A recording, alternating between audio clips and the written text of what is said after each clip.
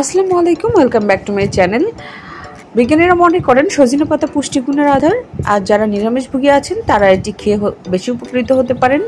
পরিমাণের ভিত্তিতে আমরা যদি তুলনা করতে যাই তাহলে সজনে পাতায় রয়েছে কমলালেবুর 7 গুণ ভিটামিন সি, দুধের 4 গুণ ক্যালসিয়াম, 2 গুণ আমিষ, গাজরের 4 গুণ ভিটামিন আর কলার 3 গুণ পটাশিয়াম বিদ্যমান।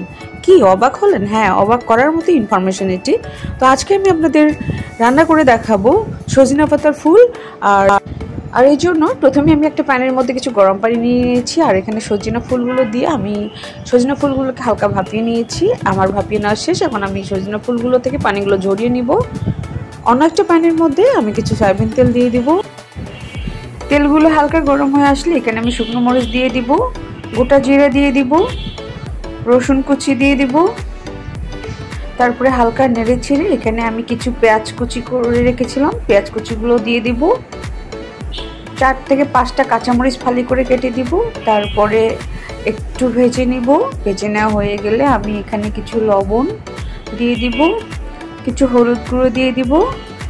তারপরে আবারও মশলাটাকে আমি এভাবে নাড়াচাড়া করে নিব। হালকা নাড়াচাড়া করে নিয়ে আমি ভেপে রাখা সজনে ফুলগুলো এখানে দিয়ে দিব। সজনে ফুলগুলো থেকে পানি বেরিয়ে আসবে, তাই এখানে আমি আলগা পানি ব্যবহার করব না। যতটুকু পানি বের হয়ে আসবে অতটুকু পানির মধ্যে আমি সজনে ফুলগুলোকে ভেজে নিব।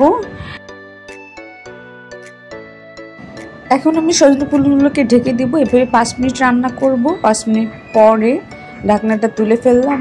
এখন আমি সজনে ফুলগুলোকে এভাবে নাড়াচাড়া করতে থাকবো। এভাবে আমি 1 থেকে 2 মিনিট ভেজে নিব।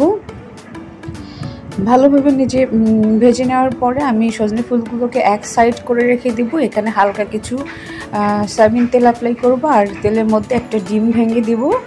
ডিমটাকে আমি ভালোভাবে নেড়ে চেড়ে নিব, ফাটিয়ে নিব। ফাটিয়ে নেওয়ার পরে সজনে ফুলের সঙ্গে আমি এটাকে মিশিয়ে ফেলবো।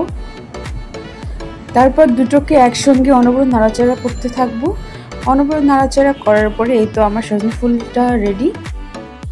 এখন আমি এটাকে গরম গরম পরিবেশন করব। গুণাগুণে ভরপুর সজনে ফুলের এই রেসিপিটা গরম গরম ভাতের সাথে খেতে কিন্তু অসাধারণ লাগে।